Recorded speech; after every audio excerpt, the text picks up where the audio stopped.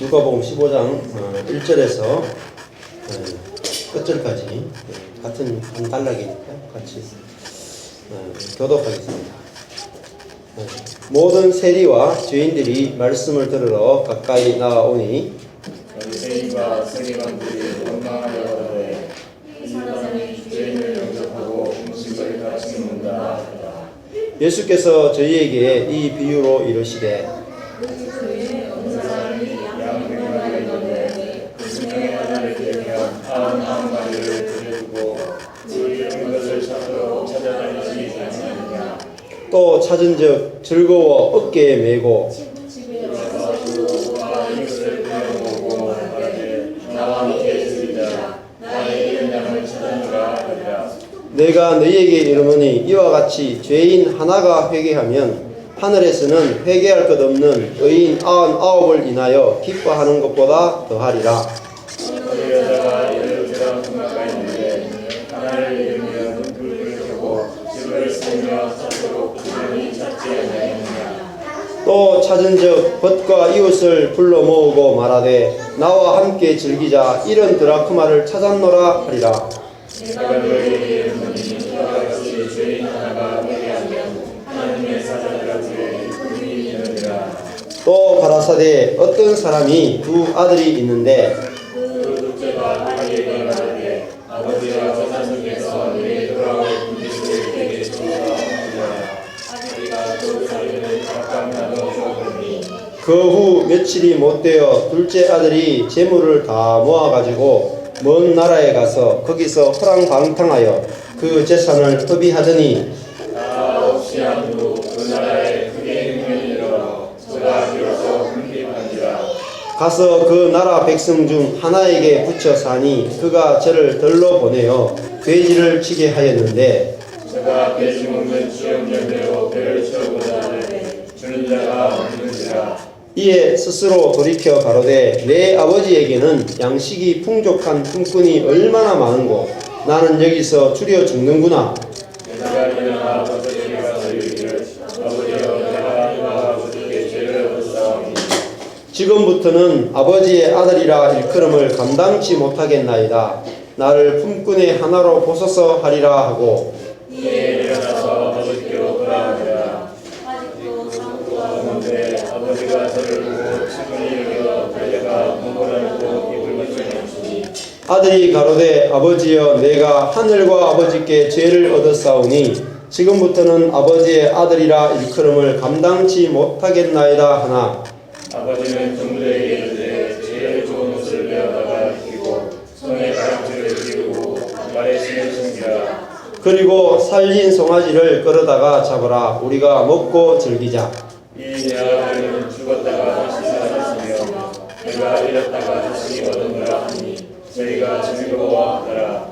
맏아들은 밭에 있다가 돌아와 집에 가까웠을 때에 풍류와 춤추는 소리를 듣고 한 종을 불러 이 무슨 일인가 물으되 대답하되 당신의 동생이 돌아왔음에 당신의 아버지가 그의 건강한 몸을 다시 맞아들이게 됨을 인하여 살린 송아지를 잡았나이다 하니 제가 나와 들어가기를 즐겨 아니하거늘 아버지가 나와서 원한데 아버지께 대답하여 가로되 내가 여러 해 아버지를 섬겨 명을 어김이 없거늘 내게는 염소 새끼라도 주어 나와 내 벗으로 즐기게 하신 일이 없더니 아버지의 삶을 자식과 함께 먹어버린 이 아들이 돌아오매 이를 위하여 살찐 송아지를 잡으셨나이다. 아버지가 이르되 예 너는 항상 나와 함께 있으니 내 것이 다 내 것이로되 이 내 동생은 죽었다가 살았으며 내가 잃었다가 얻었기로 우리가 즐거워하고 기뻐하는 것이 마땅하다 하니라. 아멘. 네, 오늘 누가복음 15장 말씀을 좀 묵상하다가 좀 나누면 좋겠다 이런 생각이 들었습니다. 누가복음 15장은 예수를 믿는 사람이라면 너무나 많이 익히 들어왔던 말씀이고 또 너무너무 잘 아는 이야기입니다. 그래서 읽으면은 어떻게 보면 너무 잘 알기 때문에 묵상할 것이 없는 그래서 너무 익숙하기 때문에 그냥 그렇구나 이렇게 넘어갈 수 있습니다. 그러나 말씀을 계속 이렇게 묵상하다 보면은 참 놀라운 것을 이렇게 보게 됩니다. 오늘 세 가지 이제 비유죠. 세 가지 비유인데 우리 성경에 보시면은 여기 3장 위에 보면은 V로 되어 있죠, 그죠? 금발, 파초, 주하연, 그 다음에 그 황토, 그 다음에 밑에 회색이죠. 회색에 V1, 그 다음 옆에 8절에 V2, 또 11절에 V3 이렇게 되어 있죠. 근데 제목을 한번 보시면은 V1은 뭐라고 되어 있습니까? V2는 열드라크마, V3은 두 아들 이렇게 되어 있죠. 근데 그 위에 제목이 더 좋아요. U1, U2, U3 이렇게 되어 있죠. 그러니까 제목이 뭐라고 되어 있습니까? 이런 아들 찾는 인자, 이런 아들 찾는 인자, 이런 아들 찾는 인자 이렇게 되어 있는데 제목을 조금 이제 합쳐보면은 첫 번째 비유 양 100마리가 있는데 99마리 중에 한 마리를 잃어버렸어요. 그 한 마리를 찾는데 보통 이제 그 한 마리 잃어버린 양의 비유다 이렇게 제목을 정할 수 있는데 반대로 정하는 게 좋습니다. 그러니까 뭐예요? 길 잃은 양 찾는 목자의 비유죠. 그러니까 주체가 누구냐면은 목자예요, 목자. 목자가 지금 양을 찾으러 가고 있다는 거죠. 그래서 그 길 잃은 양 뒤에 길 잃은 양 찾는 목자 이렇게 찾는 목자를 쓰시는 것이 더 성경적이고 더 본문에 가깝습니다. 두 번째도 8절에 보면은 V2에 열드라크마가 아니고 제목을 열드라크마 찾는 여자 이렇게 하는 게 더 맞습니다. 열드라크마 찾는 여자. 그 다음에 세 번째는 두 아들 찾는 아버지. 이게 본문의 제목으로 더 합당하다는 거죠. 두 아들 찾는 아버지. 그래서 이 그 제목 하나를 하는데 우리 신앙이 180도 달라질 수 있습니다. 우리는 이 보통 누가복음 15장을 보면서 자, 그 크게 키워진 글자가 뭐 되어 있습니까? 7절하고 10절에 보면은 죄인 하나가 회개하면 10절에 죄인 하나가 회개하면 이렇게 회개라는 글자가 커져 있죠. 그래서 누가복음 15장을 보면서 우리가 회개해야 된다. 그리고 주님께 돌아와야 된다. 그래서 돌아오면은 주님이 이렇게 받아주신다. 용서해 주신다. 이렇게 본문을 보게 됩니다. 그러나 사실은 본문을 자세히 살펴보면은 그 내용이 아니다는 걸 볼 수 있어요. 제가 읽었던 그 책 중에 이번 주에 읽었던 책에 중동에서 온 예수인가? 제목이 케네스 베일리의 책을 읽었는데 그분은 이제 중동에서 40년 동안 살다가 중동 지역에 있는 그 성경을 연구하면서 이 본문들을 새롭게 이제 보게 됐어요. 보게 되면서 그분이 이제 이 누가복음 15장하고 강의하는 것들을 보면서 참 내용들이 좋더라고요. 근데 그분도 같은 관점을 가지고 있어요. 그러니까 여기서 보면은 그 첫 번째 비유 보면은 자, 양이 100마리가 있습니다. 3절에 4절부터 보면은 양이 100마리가 있는데 그 중에 하나를 잃으면 99마리를 두고 그 잃은 것을 찾도록 찾아다니지 아니하겠느냐. 자, 여기 보면은 목자의 이야기라는 거죠. 목자가 한 마리를 잃어버렸다는 거죠. 한 마리. 그러니까 이 양이 이 목자를 떠나서 제 마음대로 갔다가 길을 잃어버리고 양이 내용이 이런 게 아니죠. 그러니까 양이 목자하고 있다가 나는 내 갈 길로 가고 싶다. 내가 목자한테 이렇게 있으니까 너무너무 삶이 힘들고 내가 목자 따라다니는 게 너무 고달프다. 그래서 양이 나는 내가 원하는 자유를 찾아서 가겠다. 그래서 그 광야로 들어가서 달리다가 보니까 너무 배고프고 힘들고 무섭고 이래가지고 도저히 내가 목자 없이는 안 되겠다. 그래서 양이 결심을 하고 그때 눈을 부릅뜨고 그죠? 길을 쪼못해가지고 다시 왔던 길을 돌아서 목자에게 돌아왔는 이야기가 아니죠. 아니. 그러니까 양은 생각해보면 자, 양이 목자에게 돌아올 수 있습니까? 없어요. 양은 목자에게 돌아올 수 없습니다. 지금 이 이야기는 목자가 양을 찾아가는 이야기. 그게 핵심이다. 양은 찾을 수가 없어요. 눈이 어둡기 때문에. 양 자체가 너무너무 약하고 눈이 어둡기 때문에 길을 잃어버렸단 말이에요. 돌아갈 수가 없어요. 그런데 그 목자는 이 문제투성이 양, 죄인 양, 그 100마리 중에 가장 사고뭉치, 가장 말을 안 듣고 가장 지멋대로인 이 양을 찾아 나섰다는 거죠. 그리고 그 양을 찾는 자가 누구냐면은 목자라는 거예요. 여러분, 우리가 내가 주님을 찾아가야 된다. 내가 주님을 만나야 된다. 내가 주님에 대해서 갈급해야 된다. 이거를 이제 율법주의라고 해요. 율법주의. 그게 아니. 성경은 지금 누가 애타게 찾고 있냐면은 목자가 애타게 찾고 있어요. 왜요? 자기 양이기 때문에. 자기 양이기 때문에 열정을 누가 가지고 있냐면은 목자가 열심을 가지고 지금 찾는다. 어떻게 찾습니까? 목자가 99마리를 덜에 두고 계세요. 덜에. 이 99마리를 어떻게 보면은 팽개치는 거예요. 예. 99마리를 위험에 남겨두고 지금 그 한 마리를 찾아가는데 그 한 마리를 찾아가는 그 목자가 뭐냐면은 하늘의 보좌를 버리고 우리를 찾으러 오신 그 예수님을 우리에게 보여준다는 거예요. 그래서 너무나 불합리하죠. 99마리를 두고 한 마리 그 말도 안 듣는 그 양을 찾아가는 이 목자야말로 얼마나 말이 안 되는 상식적이고 비상식적인 그런 목자라는 거예요. 그래서 많은 사람들이 이거를 의아하게 이렇게 본문을 보게 됩니다.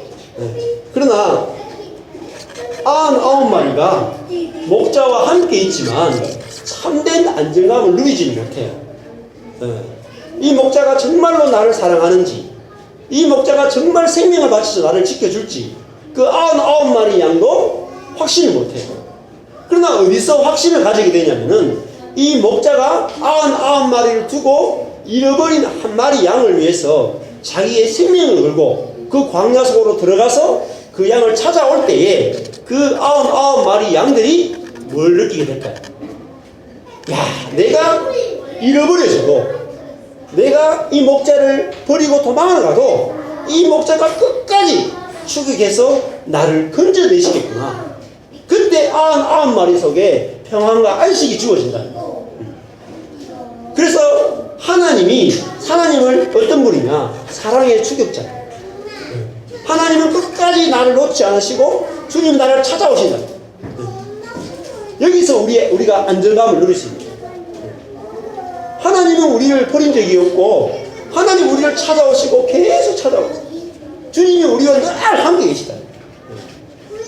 지금 그거를 우리에게 보여주고 있다. 우리는 눈이 어두워서 사실은 주님이 보이지 않습니다. 우리의 영적인 눈이 가리워져 있기 때문에 하나님이 정말로 나와 함께 계시는지 안 보여요. 그래서 늘 우리는 좋은 일, 나쁜 일이 생기면 좋은 일이 생기면 주님 나와 함께 한다고 그러고 나쁜 일이 생기면 주님 나와 함께 하지 않는다라고 그렇게 소리친다. 그러나 주님은 그렇게 알면 안 된다. 우리는 하나님을 어떻게 아냐면은 자꾸 하나님이 나에게 어떤 걸 응답하면 함께 하는 분이고 응답하지 않으면 함께 하지 않는, 즉 나와 분리된 하나님으로 늘 우리가 인식하고 있어요. 성경은 주님이 우리와 분리된 분이 아니라 이제 주님이 우리와 함께 계신 분이고 심지어는 내 안에 와 계신 하나님이다. 그 하나님을 아셔야 돼. 내가 이미 하나님의 집이 되었고 이미 내가 하나님과 연합되어 있는 존재이기 때문에 주님이 나를 떠날 수 없어요. 이것은 이미 이루어진 것입니다. 여러분, 예수님이 이 땅에 오심으로 말미암아 육신을 입고 이 땅에 오심으로 말미암아 주님은 이미 우리에게 오셨다는 거예요. 그래서 우리를 떠날 수가 없어요. 그래서 이것이 바로 복음이죠. 그래서 주님이 나와 함께 계신다는 것을 아는 것이 바로 복음입니다. 어제도 우리 제 페이스북 친구 되시는 분하고 어제 처음으로 이렇게 대면을 했어요. 대구에 칠곡에 사시는 분이신데 페이스북으로 이렇게 교제를 하다가 같이 교제하고 싶다고 해서 어제 만나가지고 교제를 했는데 그분도 참 신기하더라고요. 성경 공부를 하나님을 8년 전인가 10년 전인가 이렇게 개인적으로 이렇게 만나게 되면서 성경 공부를 시작하게 되고 화요일마다 성경 공부를 한대요. 같이 평신도끼리 이렇게 같이 모이고 하고 또 목사님하고 같이 하는데 성경을 그냥 주석이나 이런 거 안 보고 그냥 성경을 보는 거예요. 그러면서 성경이 막 깨달아지면서 그 말씀을 가지고 이렇게 막 살아가시는 분이시더라고요. 그래서 굉장히 즐거웠고 또 도전이 많이 됐습니다. 그분이 어제 그런 간증을 하시더라고요. 하나님은 완전하시다. 뭐가 완전하냐? 우리는 늘 불완전한데 하나님은 완전하시다. 만약에 하나님한테 조금이라도 불완전한 것이 있다면 그분은 하나님이 아니다. 그래서 그분도 사업을 하시는데 사업이 굉장히 이제 올해 초까지도 굉장히 어렵다. 너무너무 어려우니까 그 어려움 때문에 막 너무나 힘들어하고 이렇게 하는데 말씀을 묵상하는데 하나님이 올해 주신 말씀이 하나님은 완전하시다. 그래서 그 완전하다는 말 자체가 뭐예요? 하나님이 아브라함에게 너는 내 앞에서 행하여 완전하라 이렇게 말씀하셨잖아요. 그 말은 무슨 말이냐면 나는 너한테 완전하게 행하는 여호와라. 완전하다는 말은 조금도 그림자가 없이 조금도 흠이 없다는 말이에요. 만약에 이분이 나한테 조금이라도 악이 있다면 이분은 하나님이 아니에요. 그래서 하나님은 선하시다 이라는 말은 하나님은 선하시고 인자하시다는 말은 하나님은 나를 항상 선으로 대하신다. 그래서 이분이 그걸 이제 보게 됐단 말이에요. 내가 망해도 사업이 망해도 하나님은 완전하시다. 그렇게 고백을 하시는 거예요. 그게 믿음이죠. 하나님이 어떤 분인지 알고 그 하나님을 의지하게 돼. 하나님을 모르고 의지할 수는 없어요. 모르는 사람 의지하는 게 굉장히 힘들어요. 그러나 하나님이 우리에게 완전하시다. 어떤 일이 있어도 다 완전하다. 근데 우리는 왜 완전하지 못하다고 느끼냐면 우리는 육신의 것들 때문에 늘 하나님의 사랑을 잰다고. 육신의 것들은 중요한 게 아니에요. 내가 돈이 있느냐 없느냐, 건강하냐 건강하지 못하느냐, 사업이 잘 되느냐 못 되느냐, 공부를 잘하느냐 못하느냐, 이런 것들은 하나님의 사랑을 평가할 수 있는 기준이 아니야. 시험 문제에 안 나와요. 하나님의 사랑을 그걸로 측정할 수가 없어요. 그런데 우리가 왜 하나님의 사랑을 의심하느냐? 그런 육신의 것들을 가지고 하나님의 사랑을 우리가 평가하기 때문에 계속 우리가 흔들린단 말이에요. 그래서 하나님의 사랑은 예수 그리스도 안에서 이루어지는 것입니다. 하나님의 사랑은 우리를 예수 그리스도 안에 집어넣고 예수 그리스도가 내 안에 들어오시는 것이 사랑입니다. 그것을 성경에서는 사랑이라고 했단 말이에요. 근데 우리는 우리의 삶의 모든 것들이 다 형통한 것을 사랑이라고 생각하기 때문에 하나님의 사랑이 잘 안 느껴진단 말이에요. 그래서 우리가 그러면은 우리 자신이 육의 것을 가지고 하나님의 사랑을 생각하고 의심하고 확정하려고 하는 것은 계속 하나님과 나와의 관계가 흔들릴 수밖에 없다. 그러나 그리스도 안에 있다는 건 뭐냐면은 그리스도와 함께 내 육이 십자가에 죽었단 말이야. 끝났단 말이야, 육이. 그래서 육의 세계에서 하나님의 사랑을 확인하고 평가하는 그 세계가 끝났단 말이야. 이제는 뭐냐면은 예수와 함께 부활한 그 부활의 세계 안에서 하나님의 사랑이 증명이 되어지고 나타나는 사랑이 보여진단 말이야. 그래서 우리가 부활의 세계, 생명의 세계를 모르면은 하나님의 사랑을 알 수가 없단 말이야. 오늘 첫 번째 이 비유에서 한 마리 양을 목자가 찾아가서 이렇게 만나는데, 자, 찾은 다음에는 어떻게 하냐면 5절에 보십시오. 또 찾은즉 즐거워 어깨에 메고 이렇게 돼 있어요. 자, 이 양을 데리고 올 때에 목자가 어떻게 지금 하고 있습니까? 양 보고 이렇게 같이 걸어오는 게 아니라 보통 이 어린 양들 같은 경우에 어떻게 하냐면 목자가 이렇게 양을 있잖아요. 이렇게 이쪽에 앞쪽에 앞발이 있고 이게 뒷발이 있으면은 이게 배를 이렇게 해가지고 등을 여기 배를 귀 뒤에 딱 대요. 이렇게 대고 이렇게 뒷다리 앞다리 여러 개 딱 해가지고 딱 뭉쳐요. 그래가지고 한 손으로 딱 잡아. 그래가지고 그러니까 마치 이렇게 목도리처럼 양을 목도리처럼 어깨에 딱 하고 이게 두 개를 딱 잡아요. 그러면은 한 손을 잡고 그다음에 한 손을 지팡이 줍니다. 그러면은 늑대나 뭐 이런 게 나타나더라도 양을 자기 어깨에 이렇게 딱 이렇게 싸울 수 있는 거죠. 그래가지고 그 광야의 먼 길을 양을 어깨에 짊어지고 그 광야를 통과해서 지금 집으로 돌아온다는 거예요. 그것은 뭘 의미합니까? 예수님이 우리 대신에 인생의 무거운 짐과 또 우리 자아의 짐과 우리의 죄의 짐을 짊어지고 오셨다. 어서오세요. 우리 자신의 그 죄를 짊어지러 오신 예수님을 우리에게 보여주고 있다. 기꺼이 우리의 죄의 짐을 지기 원하시는 주님의 그 모습. 그래서 즐거워 어깨에 메는 거예요. 주님이 우리의 죄와 우리 인생의 문제들을 기꺼이 짊어지기 원하시는 그런 모습을 우리에게 여기서 보여주고 있다는 거예요. 자, 그리고 집에 돌아오게 됩니다. 집에 와서 그 벗과 이웃을 불러 모으고 나와 함께 즐기자 나의 이런 양을 찾았다 그러면서 많은 사람들을 불러 모아서 어떻게 하냐면 그 벗과 이웃들과 함께 이제 교제를 회복시킵니다. 그 양과 벗과 이웃이 함께 모여가지고 잔치를 벌인단 말이에요. 이 벗과 이웃이라는 말은 한마디로 하면 교회를 상징하는 것이죠.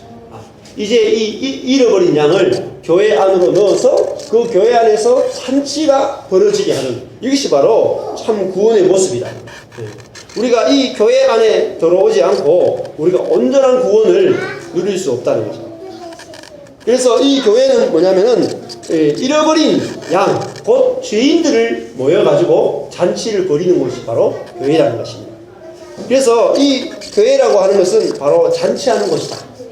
하나님 나라의 잔치가 벌어지는 곳이 바로 교회다. 그래서 찾아진 죄인들이 잔치를 벌이는 곳이다. 자, 그 다음에 7절에 보면은 내가 너에게 이르노니 이와 같이 죄인 하나가 회개하면 하늘에서는 회개할 것 없는 의인 99을 인하여 기뻐하는 것보다 낫다, 더하다 이렇게 했어요. 자, 여기서 하늘에서는 이렇게 말했죠. 이 하늘은 위에 있는 그 하늘을 말하는 것이 아니라 바로 이 하나님 나라, 또 영적인 하늘을 말하는 것입니다. 이 하늘 안에서는 이라는 말은 다른 말로 하면 교회 안에서는 이라는 것 같은 겁니다.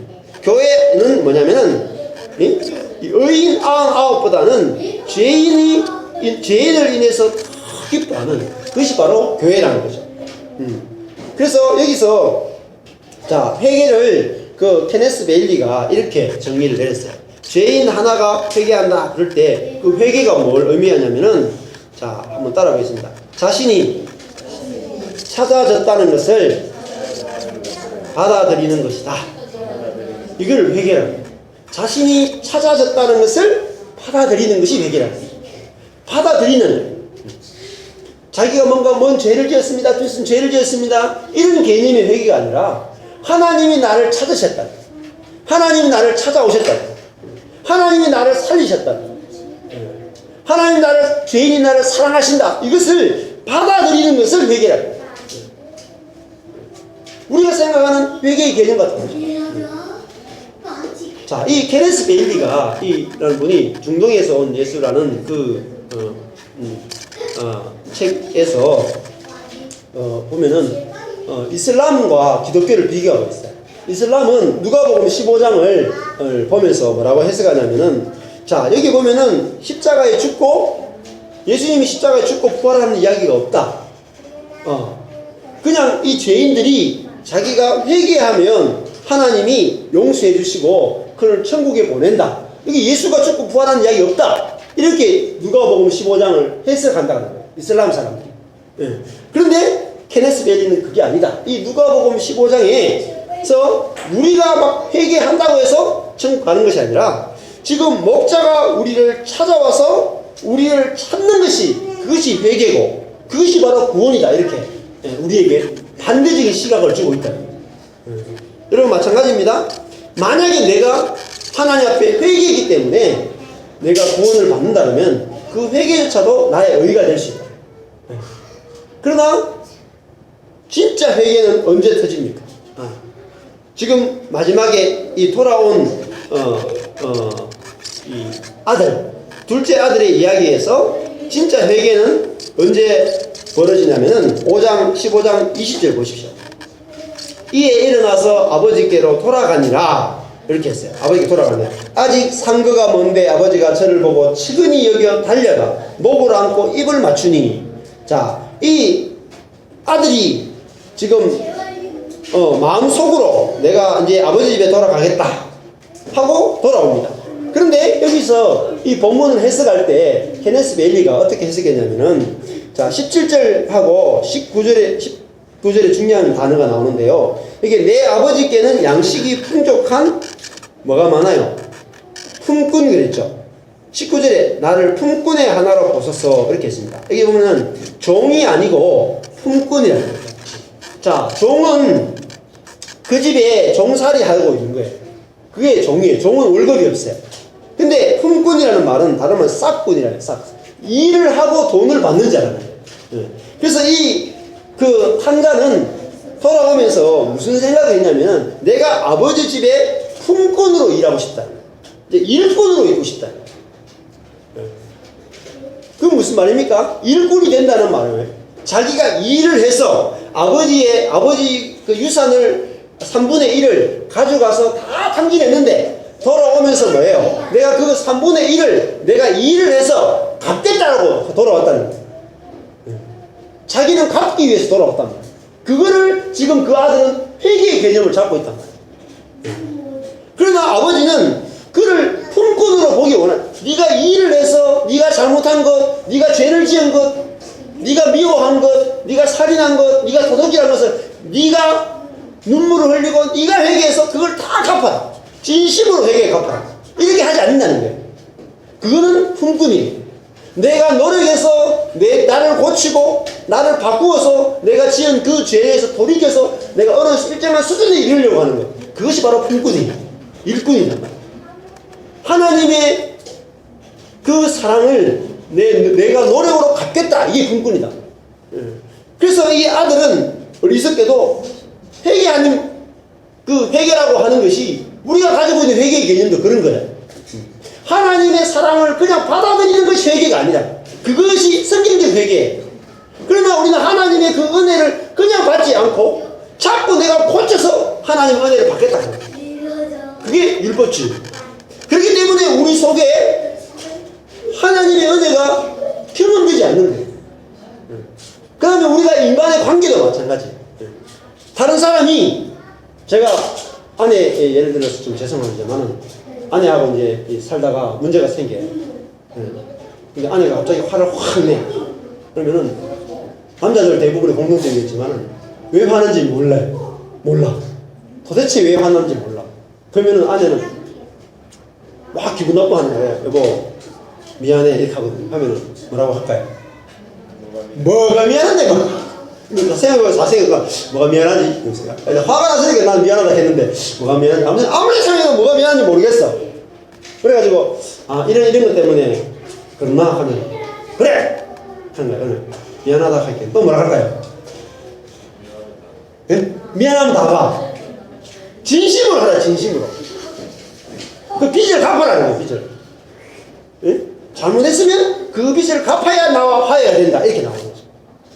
이게 뭐냐면 너는 나한테 뭐라고 오라고요? 품꾼으로 오라.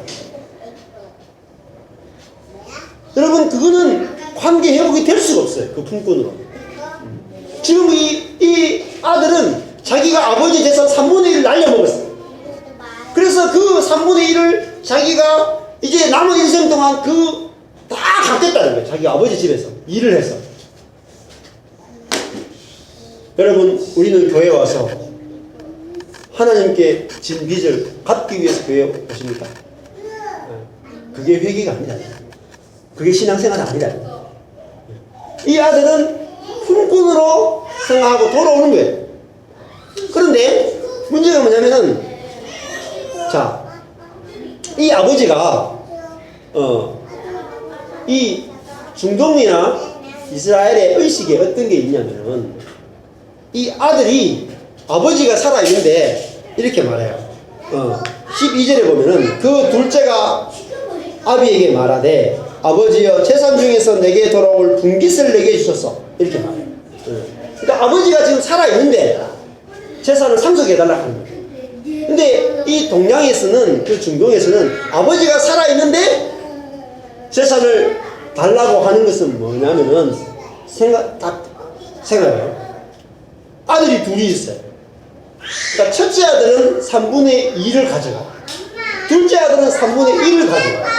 그러면 아버지가 살아있는데 유산을 주십시오. 그러면은, 자, 첫째 아들이 3분의 2 가져가고 둘째 아들이 3분의 1 가져가면 아버지는 뭐가 남아요? 예? 아버지는 제로. 그러면 아버지 죽으세요, 이 말이에요. 내게 돌아올 분깃을 내게 주소서 라는 말은 당신 죽었으면 좋겠다. 이것이 아들이 지은 죄예요. 나는 당신 없으면 좋겠다. 나는 내 인생을 내 자원을 가지고 내가 내 힘으로 풍족하게 살고 싶은데 당신이 걸림돌이 된다. 이것이 우리 인생이 짓는 죄야. 이 아들이 지은 죄가 뭔지 알겠죠? 그리고 이 아들이 그 동네에 사는 게 아니에요.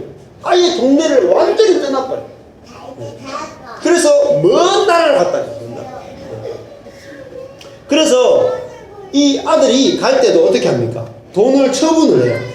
여기 보면은 13절에 보면은 그 후 며칠이 못 돼요. 둘째 아들이 재물을 며칠을 못 됐어요. 며칠. 많은 날이 안 돼가지고 며칠 만에 그 아버지의 땅과, 옛날에는 뭐 돈 많이 가지고 있겠으니 현금을 많이 안 가지고 있겠죠. 전부 다 그 부동산이다. 땅들이다. 땅을 급히 처분하는 거예요. 급히 처분할 때 동네 사람들 다 아는 거예요. 동네 사람. 아니, 저놈이 아버지 유산을 물려받았어? 그리고 지금 그 아버지 땅을 다 파네? 온 동네 사람이 다 안다고. 모르는 사람 한 사람도 없어요. 지금은 우리가 아파트 사니까 모르죠. 옛날에는 그 부락이 전부 다 친척이죠. 얘가 친척이다. 다 안다고. 그래서 그놈이 아버지를 죽이고 아버지 재산을 가지고 도망가는 놈이구나. 전부 다 그런 인식을 다 가졌다. 그래서 이놈이 이제 외국으로 가서 재산을 다 탕진해. 그 마을을 나가는 순간에 어때요? 아버지와의 관계만 틀어지는 것이 아니라 그 마을에 있는 마을 사람 전체와 관계가 다 깨지. 그러면은 이 아들이 돌아올 때에 제일 큰 문제는 뭐겠습니까? 아버지와의 관계도 문제지만은 이 아들이 돌아올 때 통과해야 될 때 누구를 통과해야 되냐면은 그 동네 사람들을 통과해야 돼. 동네 사람. 동네 사람들이 전부 다 딱 기다리는 거야. 마을 입구에서. 그 둘째 아들 그 탕자 그놈이 돌아온다고? 그런 놈은 우리 마을에서 받아주면 안 돼. 그런 놈은 우리 마을에 살면 안 돼. 그래가지고 사람들 다 기다리는 거야.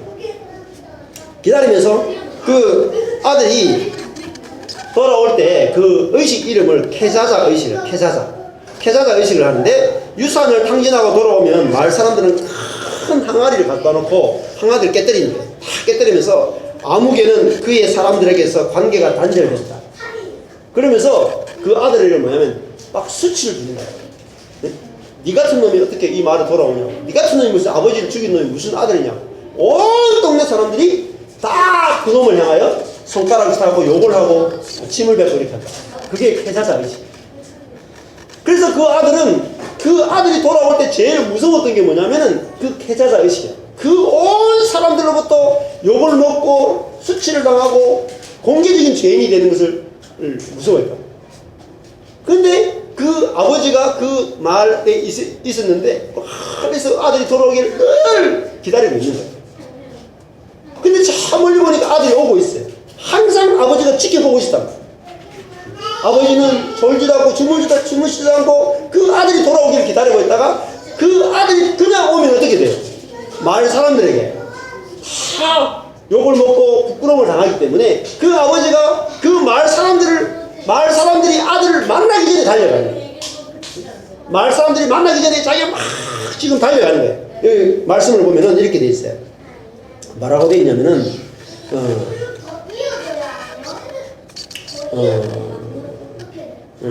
여기 20절 보십시오. 20절 보면은 이에 일어나서 아버지께로 돌아가니라 아직도 상구가 먼데 아버지가 저를 보고 측은히 여겨 달려가 목을 안고 입을 맞추었다. 이게 달려가가요 트래커 막 그 경기장에서 막 그 달리기 하는 이번에 올림픽 갔을 때 그 선수들이 막 달려가듯이 이 아버지가 막 달려가요. 제가 오늘 이 옷을 입고 왔어요. 왜 이 옷을 입고 왔느냐? 이런 이미지라고, 아버지가 이미지가. 그러니까 유대인들은 25살이 지나면요, 달리질 않아요, 마을에서. 달려가면 그거는 채심이 없는 거예요. 그래서 25살 되면 전부 다 이렇게 걷는 거예요. 이렇게 걷는 것이 정상적인 삶이에요. 그런데 지금 아버지가 달려가면요, 이 바지가랭이가 막 이렇게 덜쳐지면서 굉장히 웃음꼴이 된다. 그래서 지금 위에서 아래에 있는 아들을 향하여 말을 뛰는 내려가는 거예요. 그것은 바로 주님이 하늘의 보좌를 버리고 이 땅에 내려오신 것을 보여준다. 왜냐하면은 지금 그 아들이 당할 수치와 부끄러움을 알기 때문에 그걸 누가 대신 당하냐면 이 아버지가 당하는 거예요. 그 마을 사람들한테 자기가 그 부끄러움을 다 당하는 거야. 아들이 당할 부끄러움을 대신 아버지가 달려가면서 부끄러움을 다 당하고 달려가서 마을 사람들이 이 아들을 만나기 전에 이 아들을 끌어안는다. 입을 맞추고 이 아들을 안아주고 하면은 아버지와 아들만 있는 것이 아니라 온 동네 사람들이 달려온다. 온 동네 사람 달려와서 그 아버지가 아들한테 어떻게 하는지를 보면서 어떤 일이 일어나겠어요. 그 동네 사람들이 야, 저 아들은 아버지에게 받아들여지고 아버지가 저렇게까지 저 아들을 사랑하는데 우리가 저 아들에게 어떻게 돌을 던지겠느냐, 어떻게 저 아들을 부끄럽게 하겠느냐 하면서 온 동네 사람들이 그 아들을 받아들이지 않을 수 없어. 왜? 누구 때문에? 아버지 때문에 받아들인다고. 아버지가 수치를 다 당했기 때문에 그 아들을 받아들인단 말이에요. 그것이 십자가의 사랑이에요. 여러분, 주님은 우리가 죄를 지음으로 우리가 당해야 되는 그 수치를 우리가 당하기를 원치 않았습니다. 당신이 당하기를 원하셨단 말이에요. 이것이 십자가의 사랑이에요. 그래서 내가 이 사랑을 알 때에 내 영혼이 살아나게 되는 거예요. 그리고 내가 그 수치를 당하지 않고 주님이 다 당하신 걸 알 때에 나도 이제는 다른 사람을 향하여 저절로 그 사람에게 수치를 주려고 하는 마음이 없어진다. 그 사람이 아무리 잘못해도 나도 내 잘못을 그 대신해서 주님이 아버지가 수치를 다 당했기 때문에 나도 누군가에게 나에게 잘못하는 사람에게 수치를 주고 싶은 생각이 안 든단 말이야. 이것이 하나님의 은혜고 하나님의 사랑이에요. 그것에 의해 하나님의 은혜에 의해서만 교회가 만들어진단 말이야. 그 마을 자체가 수치를 주지 않는 패자자 의식이 사라지는 그런 교회로 회복되어진단 말이야. 그것이 오늘 본문에 우리에게 보여주고 있습니다.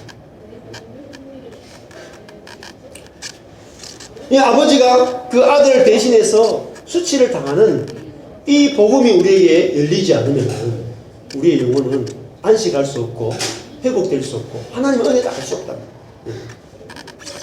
자, 그 다음에 두 번째는 집에 있던 아들이 문제가 되게 될 거예요. 자, 집에 있던 25절에 보면 맏아들은 밭에 있다가 돌아오게 돼요. 자, 이 맏아들은 동네 사람들은 지금 다 알고 있어요. 이 맏아들만 몰라. 맏아들은 어디 있습니까? 밭에 있었죠, 밭.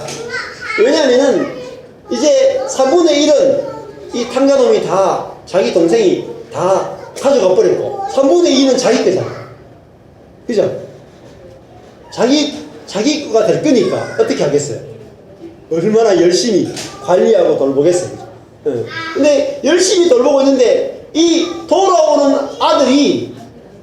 아들에게 걸림돌은 세 가지인데, 첫 번째는 동네 사람들이야.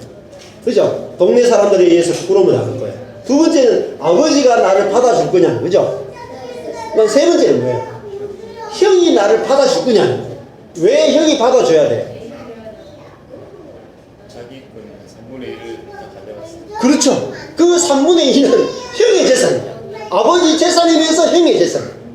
그래서 그 아들이 아버지 집에 온다는 것은 곧 형의 재산을 축낸다는 이야기야. 그 형이 안 받아주면 안 돼.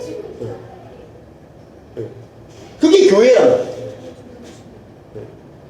교회에서 의로운 사람이 죄인을 받아주지 않으면 죄인은 들어올 자리가 없다. 근데 우리는 늘 내가 더 의롭기 때문에 내가 손해보는 느낌이다. 손해보는. 그래서 우리가 안 받아준단 말이야. 우리 인생도 마찬가지예요. 부부지간에도 내가 저 사람보다 더 의롭기 때문에 내가 손해보니까 안 받아준다. 그래서 이 장자가 보니까 이제 밭에 있다가 집에 돌아오게 돼요. 근데 집에 가까이 25절에 보니까 집에 가까웠을 때 풍류와 춤추는 소리를 들었어요. 야, 우리 집에 잔치가 벌어졌구나.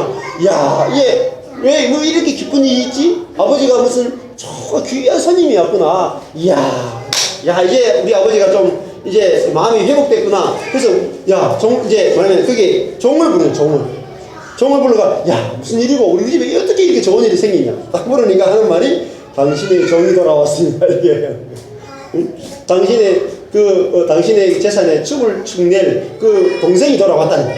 응? 근데 아버지가 건강한 몸을 다시 맞아들이게 되면 인하여 살릴 송아지를 잡았습니다. 이렇게 말하니까 이 큰아들이 열이 뻗친. 근데 그래서 안 들어가요. 28절에 보니까 저가 노하여 들어가기를 즐겨하지 않습니다. 자, 그러면은 이게 동양권에서는 무슨 문제가 생기냐면은, 자, 아버지가 집에서 잔치를 벌여요. 잔치를 벌이면은 아버지가 잔치의 주인인데 그 아버지를 대신해서 왔는 손님들을 수석 이렇게 아버지 대신 섬기는 자가 누구냐면 장자예요. 그래서 그 아버지가 있는데 장자가 집에 왔는데 들어오지 않고 들어와서 서빙을 하지 않는다. 아버지 대신에 서빙을 하지 않는다. 그러면은 아버지가 뭐가 돼요? 수치를 당한다. 수치. 옛날에 제가 자랄 때 그랬거든요. 만약에 집에 이렇게 있는데 아버지 손님들이 이렇게 오셨어. 그런데 우리 형이 손님들이 왔는데도 나 안 들어갈래. 그러면은 그게 다 알아. 이 사람들이 저 아들이 큰아들 왔는 거 다 아는데도 큰아들이 안 들어오면 이 아버지가 어떻게 돼요? 뭐 아들 교육을 그따위로 시켰어. 이래가지고 아버지가 수치를 당한다고. 그게 동양의 문화거든요. 그래서 이 아들은 그 아버지가 수치당하는 것이 중요하지 않아. 자기 지금 이득이 자기 그 몫이 손해보는 것만 생각해요. 그래서 안 들어가. 그러면 아버지가 어떻게 해야 돼? 네? 아버지가 오늘부로 임마 너 내 아들 아니야. 이게 동양의 문화다. 알겠어요? 네. 아버지가 자기 위신을 채리기 위해서 그 큰아들을 쫓아내는 것이 동양의 문화단 말이에요. 그런데 그 아버지가 어떻게 해요? 그 손님들이 다 있는데 나가가지고 그 큰아들 달래고 있는 거야. 얼마나 좀스러워요. 네? 아버지가 자기가 수치를 다 당하고 그 아들을 달래는 거예요. 이게 아버지의 사랑이란 말이에요. 네? 그래서 그 뒤에 보면은 아버지가 나와서 권면하고 있단 말이에요. 아버지가 나와서 권한대. 아버지가 막 부탁하는 거예요. 네? 아버지가 그 손님들 앞에서 다 수치를 당하면서 부탁해요. 여러분, 여기서도 아버지는 우리가 믿는 하나님 어떤 하나님이냐면 나 대신에 수치를 다 당하신 하나님. 그런데 이 아들은 어떻게 합니까? 내가 여러 해 아버지를 섬겨 명을 어김이 없거늘 내게는 염소 새끼라도 주어 나와 내 벗으로 즐기게 하신 일이 없더니 아버지의 살림을 창기와 함께 먹어버린 이 아들이 돌아오며 이를 위하여 살진 송아지를 잡으셨습니다. 이렇게 말하면서 들어가기를 거절했다. 자, 이 아들은 어디 들어가기를 거절했어요? 잔치에 들어가기를 거절했다. 여러분, 잔치가 뭐예요? 아버지 집에서 벌어지는 잔치가 뭐냐면 천국입니다. 죄인을 아버지가 아버지 사랑으로 받아내어져서 아버지가 죄인을 받음으로 벌어지는 잔치가 바로 하나님 나라다. 그 사람이 열심히 회개했기 때문에 잔치가 벌어지는 것이 아니라 아버지가 그냥 아버지 사랑으로 자기가 수치를 다 당함으로 그 죄인을 위해서 잔치를 벌이는 것이 하나님의 나라고 바로 교회라는 거예요. 그런데 그것이 하나님의 나라예요. 여러분, 잔치의 특징은 먹을 것이 풍성하다는 거예요. 여러분, 잔치에서 뭘 먹습니까? 하나님의 은혜를 먹는단 말이에요. 은혜를. 네? 하나님의 은혜를 우리가 먹는 것이 잔치. 하나님의 은혜가 없으면 잔치가 안 돼, 인생이. 네. 하나님의 은혜 때문에 인생은 잔치가 끝나는 거예요. 아무것도 인생에서 먹을 것이 없어요. 네? 굶주린단 말이에요. 배가 쩔쩔 굶는단 말이에요. 그래서 여기 16절 보십시오. 누가복음 15장 16절에 보면 저가 돼지 먹는 주염 열매로 배를 채우고자 하되 주는 자가 없었다. 이 탕자가 아버지를 떠나서 자기의 힘으로 자기의 능력으로 살 때는 어떻게 됐습니까? 배를 채우고자 하되 주는 자가 없었어요. 배가 완전히 자기 배를 채울 게 없었단 말이에요. 이 배라고 하는 단어가 코일리아예요. 코일리가 뭐냐면 창자, 위, 자궁 이런 뜻이다. 성기까지 의미가 있어요. 근데 이 코일리아가 어디서 많이 쓰이냐면 요한복음 7장 38절에 보면은 나를 믿는 자는 그 배에서 코일리아 그 배에서 생수의 강이 흘러나리라 이렇게 말합니다. 어떻게 그 배에서 생수의 강이 흘러납니까? 수가성 우물가 여인이 그 사마리아 이단에 속해 있는 그죠? 정통신앙에서 벗어나서 이단에 속해 있는 그 여인을 주님이 찾아가셨다. 주님이 찾아가서 그 여인을 영접했단 말이에요. 받아주셨단 말이에요. 그럴 때 그 여인이 속에 뭐가 들어가냐면 주님의 은혜가 들어가서 그 배가 은혜로 채워진단 말이에요. 그래서 그 배에서 생수의 강이 흘러난다는 말은 은혜가 흘러나온단 말이에요. 그럴 때 우리 영혼의 배가 우리가 부르게 돼 있단 말이에요. 그래서 이 인생을 보시면은 이 둘째 아들 보십시오.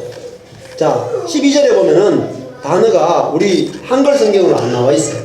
근데 보면은 그 12절에 아버지여 재산 중에서 내게 돌아올 분깃을 내게 주소서 하는지라 아버지가 그 살림을 각각 나눠줬더니 할 때 그 살림이요 뭐라고 하냐면 원어로 보면은 비오스예요. 비오스. 그 살림이 원어로 비오스라고. 비오스는 뭐냐면은 생명이라는 뜻이에요. 생명. 생명을 나누어줬다.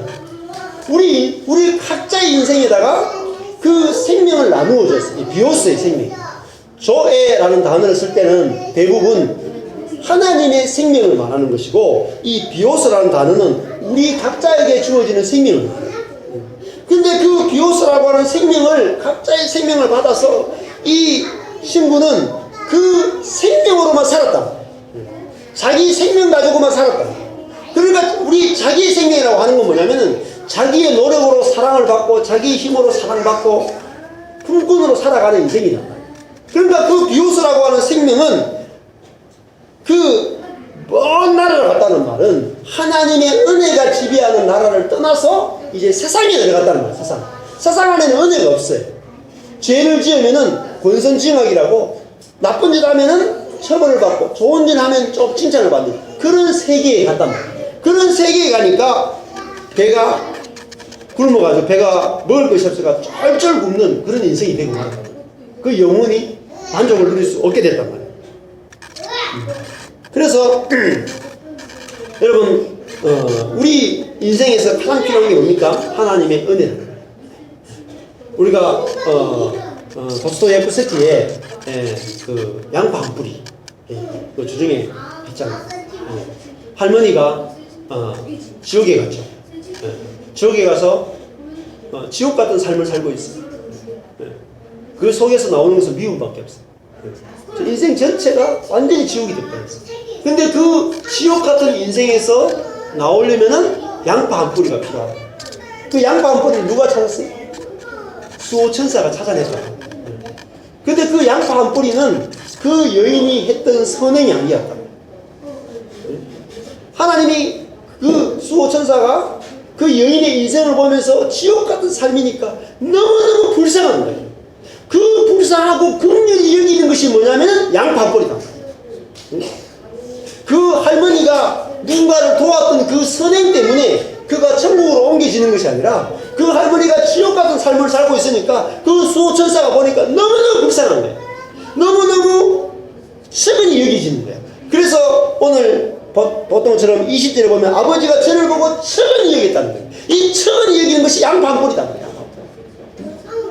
그 여인이 너무너무 불쌍한 거예요. 자기 죄 때문에 고통을 당하고 있지만은 그 고통 당하는 것이 너무너무 불쌍한 거예요. 그래서 하나님이 은총을 베풀어서 양파 한 뿌리를 줬단 말이에요. 은총을 줬단 말이에요. 그래서 이 할머니가 그 은총을 받으니까 자기 삶이 지옥 같은 삶에서 이제는 천국의 잔치에 같은 삶으로 바뀌기 시작했단 말이에요. 그런데 이 할머니가 이 양파가 은총이 아니라 자기가 일한 품삯이라고 생각하는 순간에 다시 지옥으로 떨어졌다.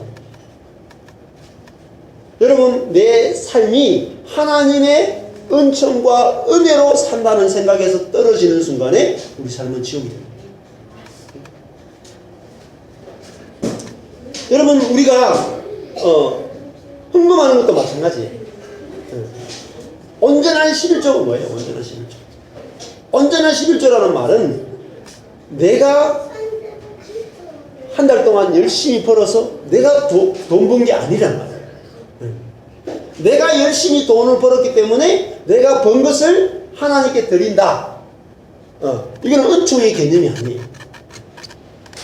내가 한 달 동안 들어오는 모든 월급과 모든 것들이 하나님의 전적인 은혜다. 그럴 때 내가 그저 받았으면 그저 드리는 것이 쉬워요. 그런데 내가 열심히 해서 이 돈을 벌었다고 생각하면 아까워서 못 드려. 아까워서. 그 은총에서 떠난 삶이란 말이에요. 근데 그렇게 생각하면 우리 삶이 지옥이 벌어진다.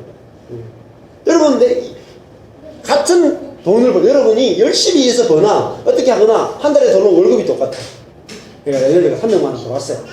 300만 원 들어왔어요. 근데 이것이 하나님의 전적인 은총이라고 생각하면은 뭐야? 내 삶이 천국이 되는 것이고, 이것이 내가 열심히 해서 벌었다고 생각하면 지옥이 된다. 같은 양파인데 할머니가 그 양파를 하나님의 은총이라고 생각할 때는 천국의 삶으로 바뀌었지만은 그 양파를 자기가 했던 선행이라고 생각하는 순간에 지옥으로 떨어졌단 말이에요. 마찬가지입니다. 우리의 삶이 그 은혜로 해석되지 않으면 우리의 삶은 구원될 수가 없어요. 그래서 아브라함의 생애를 보십시오. 아브라함이 75세 때 부름을 받고 85세 때 낳은 아들이 이스마엘이에요.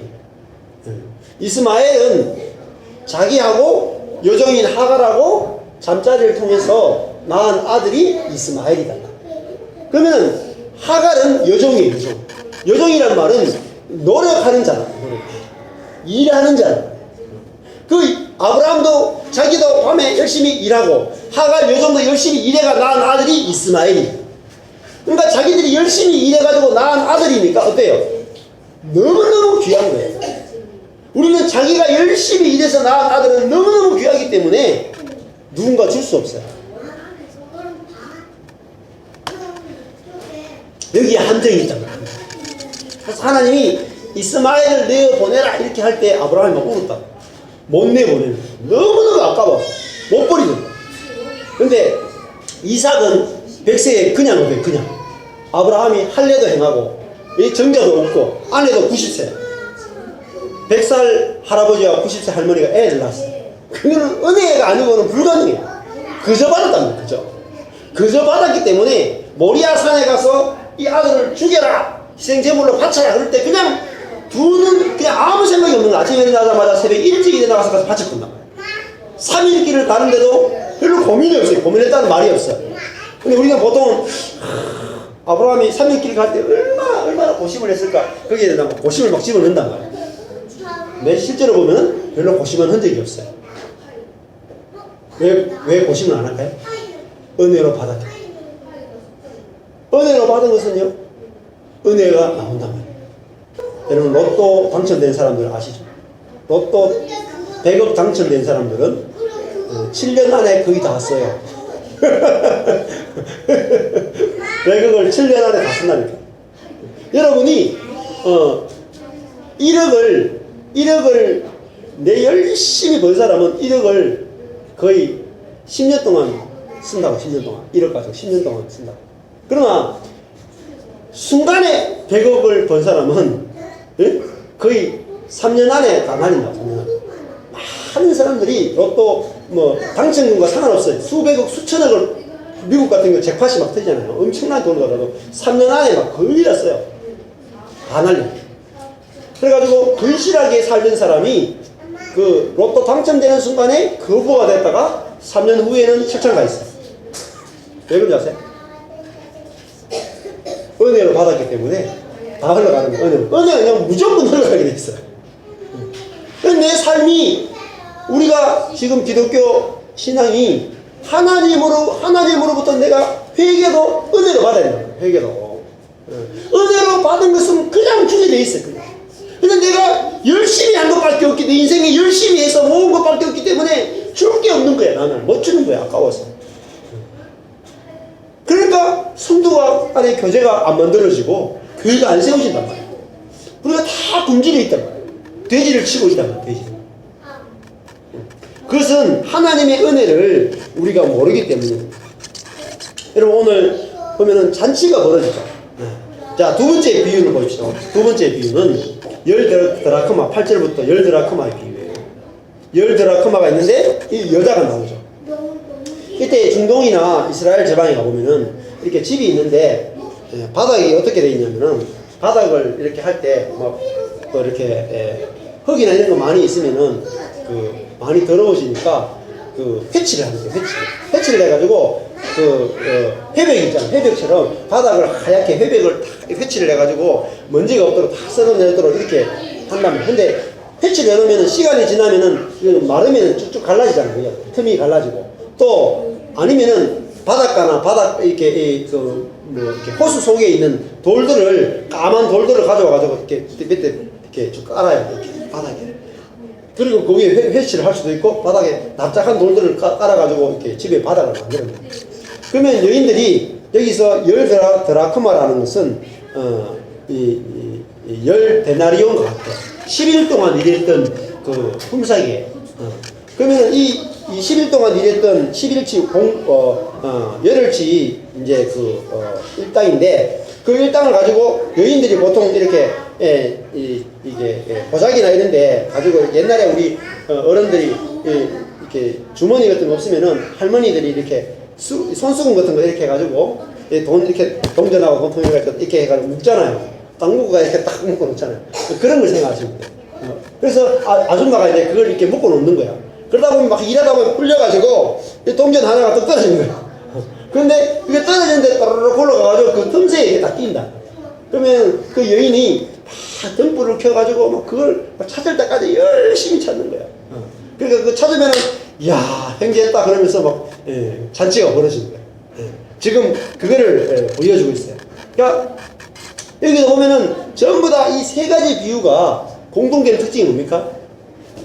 잃어버린 양이나 잃어버린 드라크마나 잃어버린 아들이 원래 목자의 것이었고, 그죠? 원래 여자의 것이었고, 원래 아버지 것이었다. 그래서 이것이 잃어버렸다는 말이 원래 원어로 뭐라고 되어 있냐면은 아폴림이에요. 이 아폴림인데, 이 잃어버렸다는 말 자체가 여기 24절을 한번 보십시오. 자, 이게 중요한 부분입니다. 24절이에요. 자, 이 내 아들은 죽었다가 다시 살아났으며 내가 잃었다가 다시 얻었노라 할 때, 잃었다가 아폴림이에요. 잃었다는 말은 다른 말로 하면은 멸망시키다, 상실하다, 죽다라는 의미가 있어요. 그러니까 잃어버렸다는 말을 지금 예수님은 어떤 의미로 쓰냐면은 죽었다라는 의미로 쓰고 있다. 이게 중요한 거예요. 예. 지금까지 못 봤던 거죠. 자, 내가 잃었다가 다시 얻었다. 이걸 앞에서 뭐라고 표현했어요? 죽었다가 다시 살아났다. 이렇게 표현하죠. 그러면은 잃었다를 뭐로 해석해야 돼요? 죽었다로 해석해야 돼요. 그래서 앞에 24절에 이 아들은 죽었다가, 여기 네크로스예요. 네크로스. 이거는 죽은 거예요. 그러니까 지금 회개라고 하는 게 뭡니까? 회개라고 하는 것은 그냥 우리가 어떤 죄를 지은 죄를 회개하는 게 아니라는 거예요. 네? 이 아버지를 떠나 잃어버린 양이나 잃어버린 드나크마나 잃어버린 아들은 뭐예요? 다 죽은 자라는 말이에요. 죽었다. 네? 영적으로 죽어 있는 상태라고. 영적으로 죽어 있는 상태이기 때문에 그들이 죽어 있는 자가 벌떡 일어나가지고 찾아올 수 있습니까? 없어요. 아버지가, 목자가 가서 살려내야 되고 여인이 가서 살려내야 되고 아버지가 가서 찾아서 살려내는 이야기란 말이에요. 우리 인생 자체가 영적으로 죽어 있단 말이에요. 그 죽어 있는 자에게 어떻게 회개를 요구하겠어요? 못해요. 안 돼요. 죽어 있는데 무슨 회개를 해요? 그래서 지금 다시 살아났다 이 말은 부활했다는 말이에요. 죽은 영혼이 부활했다. 잃었다라는 말, 아폴림이 죽었다는 말이에요. 다시 얻었다. 이게 찾아진 거예요. 아버지께서 찾았단 말이에요. 여러분, 이것이 바로 누가복음 10장이 우리에게 주는 복음. 죽은 자가 살아나는 것이 회개라. 하나님이 죽은 우리를 살리러 오셨다. 그래서 우리가 정말로 살아나야 된단 말이에요. 우리를 예수의 그 부활 속에 우리를 집어넣는단 말이에요. 주님이 뭐 우리 한 사람 한 사람만 살린다는 개념이 아니라 그 예수님이 십자가에 우리를 다 집어넣어서 죽어 있는 우리를 십자가에 완전히 죽여버리고 우리를 예수의 부활 속에 집어넣어서 우리를 영적으로 살려낸단 말이에요. 이것이 오늘 본문에서 중요한 포인트랍니다. 우리 영혼이 살아나야 된단 말이에요. 부활되는 세계를 우리에게 보여준단 말이에요. 그래서 이 천국은 이제 산자들이 벌이는 잔치란 산자들. 그것이 바로 하나님의 나라다. 그렇게 우리가 볼 수 있습니다. 자, 우리가 잔치가 벌어지려면은 오늘 잃어버린 것, 죽어 있는 자들이 살아나야지 잔치가 벌어집니다. 여기서 아들이 품꾼의 하나로 나를 써주세요 하고 했는데 아버지가 아들로 받아줬어요. 아들로 받아줬는데 이 아들이 집에 있어 있다가 또 이제 아들 됐으니까 또 한 번 더 나가야지. 또 나가는 거예요. 또 그러면요 안 돼요. 우리는 예수 믿고 나서 또 죄 짓고 나가고 또 나가고 계속 들락날락 그러지 않아요? 그런 의미가 아니다. 그런 의미가 아니라 이거는 살아난다는 의미입니다. 완전히 아버지의 아들로 회복된다는 거예요. 그러니까 자기 자신이 죽는 거예요. 죽었다가 살아나야지 정말로 하나님과의 온전한 관계에 들어가는 거예요. 부활의 세계에 참여하는 거란 말이에요. 네. 정신병자의 특징은요, 자기가 누구인지 모른다. 정신병자. 그래서 우리 정신병이 언제 오냐면은, 우리는 보통 내가 누구인가를 항상 내가 가지고 있는 외모, 또 다른 사람이 나를 어떻게 평가하는가, 또 내가 가지고 있는 돈, 직업, 이런 걸 가지고 내가 누구라고 평가하고 있어요. 그래서 특히 남자들이 이제 은퇴할 때 되면은 굉장히 힘들어요. 그래서 사회에서 지위가 높았던 사람일수록 은퇴 딱 하자마자 지위가 사라져요. 교수였던 분도 교수 딱 내려놓으면 뭐가 돼요? 할배가 되죠? 동네 할배가 돼요. 할배가 되고 갑자기 그 수위가 돼요. 수위. 아파트 수위가 돼요. 그것도 잘 된 거예요. 수위 됐는데 막 그다음부터 동네 아파트 사람들이 그 사람 보고 뭐 수위가 그따로 하냐고 인사 제대로 안 하고 그때 하면 완전히 그냥 정신병 오는 거예요. 왜 그렇죠? 우리는 내 자신이 누구인가를 뭘 가지고 내 자신이 누구인가를 생각하냐면은 남들이 나를 어떻게 생각하느냐에 따라서 내가 정체성을 그렇게 다 가지고 있어요. 그런데 남들이 그 정체성을 자꾸 바꿔버리면 내가 계속 흔들리는 거예요. 그러다 보면 내가 누구인지 몰라가 나중에 정신병이 온다. 여러분, 우리가 정체성은요, 흔들리지 않는 정체성을 가져야 돼요. 영원히 흔들 수 없는 우리의 정체성을 가져야 된다. 그것은 모든 인생은 흙이라는 것이다. 아무것도 아닌 흙이라는 거예요. 이게 바로 죽어입니다. 아무것도 아닌 흙이라는 정체성은요, 절대 사라지지 않습니다. 누가 흔들어도 나 흙입니다. 이것이 십자가의 능력이에요.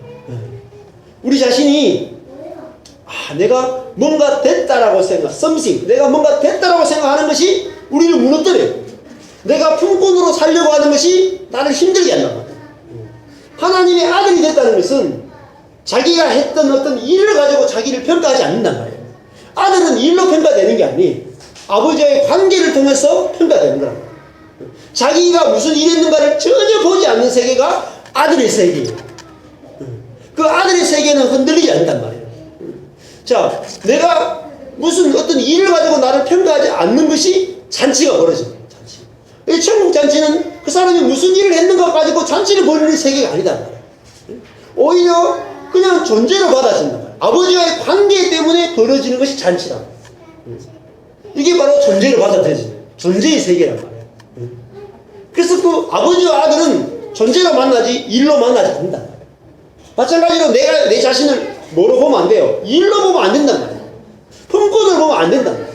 내가 내 자신을 계속 내가 했는 어떤 행위나 일로 내 자신을 보는 순간에 우리는 품꾼으로 되고 우리 속에 잔치가 끝난단 말이에요. 종이 돌아왔는데 잔치를 벌이지 않아요. 아들이 돌아와야 잔치가 벌어지는 거예요. 우리가 아들이 될 때 우리 속에서 잔치가 벌어진다. 이제는 내가 일로 이분을 만나는 것이 아니라 생명의 관계로 만나는구나. 이것이 우리에게 매주 잔치가 벌어지게 한다. 여러분, 회개가 어떤 우리 행위를 가지고 회개한다면 우리는 결코 잔치를 벌일 수가 없어요. 주님은 그 행위를 가지고 나오라고 지금 말하지 않는 거예요. 둘째 아들이 돌아올 때 네가 무슨 행위를 했느냐, 그 행위를 회개하고 돌아오라, 이런 이야기 아니다. 아버지가 그 아들을 이미 회개하기도 전에 이 아들은 회개할 생각이 없어요. 그냥 돈 갚을 생각만 했지. 돌아와서 배가 고프니까 돈 갚으러 왔지. 회개할 생각이 없어요. 아버지가 아들이 필요한 거지. 아들은 아버지가 필요한 게 아니고 주인이 필요했단 말이야. 주인이. 그죠? 자기가 품꾼으로 왔다는 말은 나는 내 배 채워줄 주인만 있으면 되지. 이제 아버지가 필요 없단 말이야. 그런데 아버지는 아들이 필요하단 말이야. 아들이. 이게 복음이단 말이야. 나는 아버지가 필요 없어도 아버지는 나를 필요로 하고 있단 말이야. 그래서 우리가 이 회개라는 개념이 바뀌지 않고 우리 삶은 회복되는 거죠. 주님이 우리를 필요로 하고 있다. 주님이 자신이 수치를 당함으로 우리를 아들 삼기를 누구보다 원하시는 분이 하나님이시다. 이것이 아버지의 사랑이고 이것이 아버지의 마음입니다. 우리가 아버지의 마음을 모르고 성경을 아무리 봤자 성경이 보이지 않나요? 이 아버지의 마음을 만나게 될 때 우리는 내가 영원히 아들이구나. 내가 어떤 행동을 하건 나는 영원히 아들일 수밖에 없구나. 왜? 이 아버지는 아들의 행위를 보지 않기 때문에. 그래서 그 아버지 사랑 안에서 우리는 우리 마음의 영혼의 잔치가 늘 벌어질 수 있단 말이에요. 여러분, 교회는 그 잔치가 벌어지는 것입니다. 우리 행위의 세계를 끝났단 말이에요. 일로 평가하는 그 세계를 끝났단 말이죠. 이제는 그 아버지의 마음이 우리에게 왔고 그 아버지의 마음으로 우리가 우리를 받아준 그 아버지의 사랑 때문에 나도 받아들여지는 세계로 우리가 넘어오게 된 줄로 믿습니다. 여러분, 세상은 없어서 불행해요. 없어서 불행하는 것이 세상입니다. 그러나 하나님의 나라는 있어서 불행합니다. 내가 뭔가 우리는 계속 하나님께 나갈 때 세상적인 사고방식을 가지고 나와요. 하나님, 나는 이것이 없어서 저것이 없어서 불행합니다. 계속 그렇게 생각해요. 하나님은 아니야. 네가 더 많이 가졌기 때문에 네가 불행한 거야. 여러분, 인생이 쉬워 보이려면은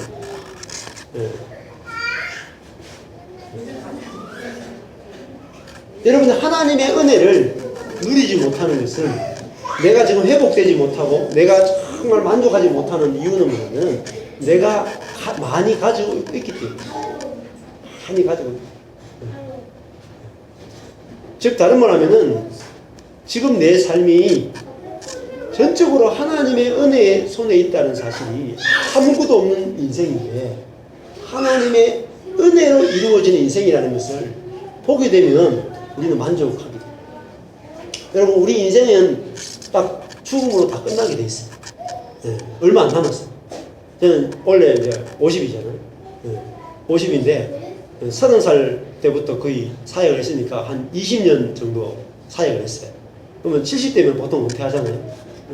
근데 20년 남았는데 20년이 어떻게 지나왔는가 생각해보니까 딱 눈을 한 2번 깜짝거리니까 20년 지나. 앞으로 2번 깜짝이면 70 가실 거예요. 굉장히 시간 빨라요. 우리 하리가 저 좀 이상한 애인데, 아빠 시간이 너무 빨리 가요. 근데 저 나이 때 시간 진짜 안 갔거든요. 시간 너무 안 가서 너무 괴로웠는데, 저 인간은 아빠 시간이 너무 빨리 지나가요. 이렇게 합니다. 진짜 애인지 어른인지 모르겠어. 엄청 빨리 지나갑니다. 나이 들어보십시오. 30대하고 40대가 완전히 달라요. 엄청 빨리 지나가요. 현준이 어머니 어떠세요? 지금 나이가 34세밖에 안 됐어요. 속도가 그냥 34km밖에 안 달리잖아요. 차가 34km 달려봤자 뭐 저 서울까지 가는데 한참 걸려요. 근데 50km 달리면 좀 빨리 가죠. 근데 갈수록 시간이 엄청나게 빠릅니다. 속도가. 그래서 80 먹은 노인한테 물어보더라도 어떻게 80 되셨습니까? 제가 물어보니까 눈 깜짝할 사이에 80 되지.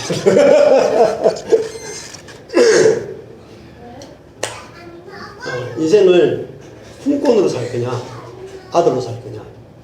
주님은 우리를 품꾼으로 부르신 적이 없어요. 아들로 부르셨어요. 우리는 끊임없이 하나님께 품꾼으로 나가려고 해요. 내 행위를 가지고 나가려고 해요. 내가 회개해서 나가려고 해요. 주님께서는 우리가 회개해야 할 것을 주님이 다 당하셨단 말이에요. 그것이 복음이에요. 그러면 우리는 뭘 해야 돼요? 회개하고 있을 게 아니고 잔치에 참여하고 있어요. 아버지가 여시는 그 잔치에 들어가서 그 잔치를 맛보는 게 인생이란 말이에요. 그런데 그 잔치를 맛보지 못하도록 만든 놈이 뭐냐면 율법이야. 율법주의 신앙이 남아있단 말이에요. 그러니까 계속 내 행위를 보고 회개하라고 그러고 고쳐라고 그러고, 그러니까 언제 잔치가 벌어지겠어요? 언제.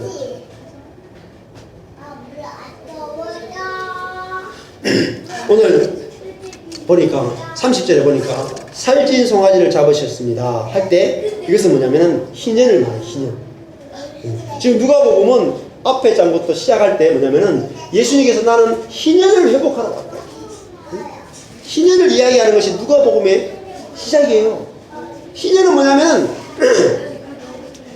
50년째를 희년이라고 합니다. 그 희년은 어떻게 되냐면 50이라는 숫자가 어떻게 만드냐면 7 곱하기 7 49죠. 7 곱하기 7 더하기 1이라고 해요. 무슨 말입니까? 7이라는 숫자는 완전수예요.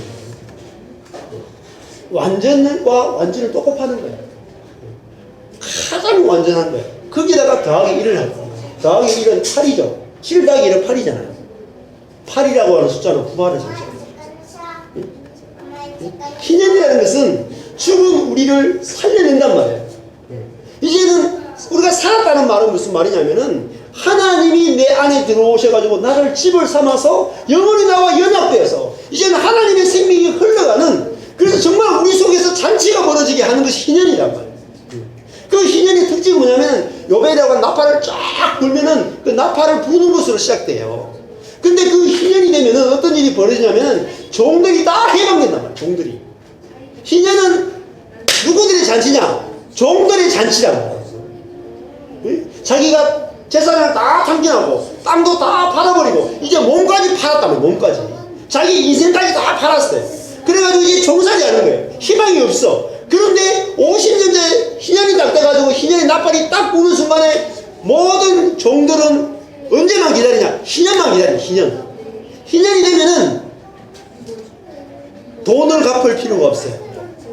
희년의 특징은 내가 부채가 10억인데 50년째 희년만 딱 되면은 앞으로 3년 후가 희년이에요. 그러면 내가 부채가 10억이 있어도 3년 후 희년이 되면 부채가 제로가 돼요.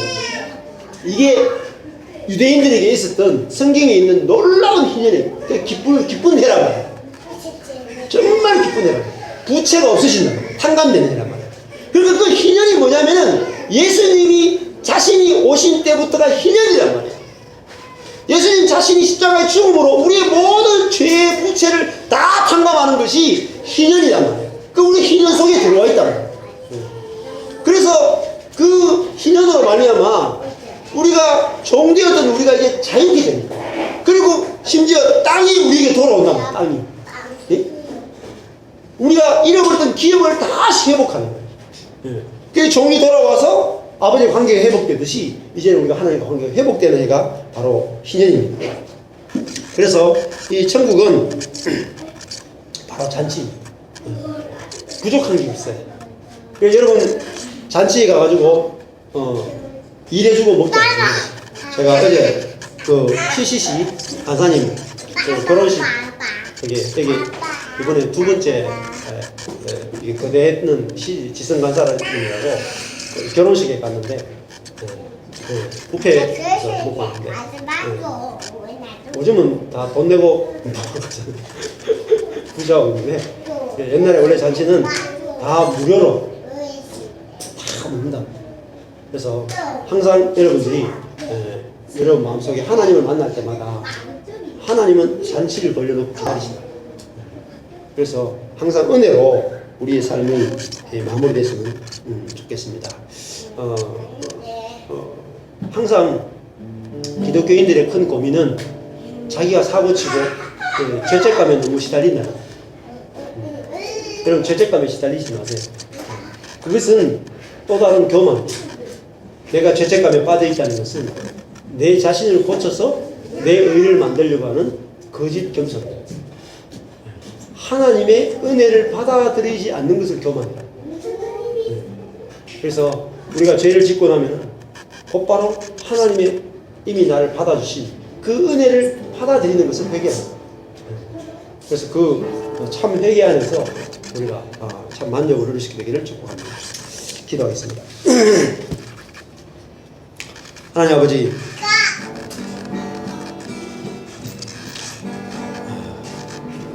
우리가 받아야 되는 수치를 아버지께서 대신 다 당하시고 내가 광야에서 방황하다 죽어야 되는 것을 목자 되신 주님께서 광야에서 죽임을 당하시고 잃어버린 드라크마처럼 우리가 잃어버리고 멸망하고 죽은 자들인데 주님이 우리를 찾아와 주신 것을 인해서 감사합니다. 우리가 절대로 주님을 찾아올 자들이 아닌데 주님이 우리를 불쌍히 여기셔서 우리가 주님께 발견되어지고 또 발견되어진 우리를 보면서 하나님이 우리를 얼마나 사랑하시는지 또 알게 하심을 감사합니다. 우리 속에 우리 자신을 고쳐서 나가려고 하는 거짓 겸손을 보게 해주시고 이미 우리를 받아주신 그 주님의 사랑 안에서 우리가 참 영혼의 잔치가 늘 벌어질 수 있도록 하나님 은혜 베풀어 주시옵소서. 지금은 우리 주 예수 그리스도의 은혜와 하나님의 사랑하심과 성령님의 교통하심이 하나님과 더불어 아버지와 더불어 목자와 더불어 여인과 더불어 늘 잔치를 벌이기를 소망하는 모든 성도들 머리 위에 영원토록 함께 있을지어다. 아멘. 나 어린이 예배하러 가야 돼. 감사합니다.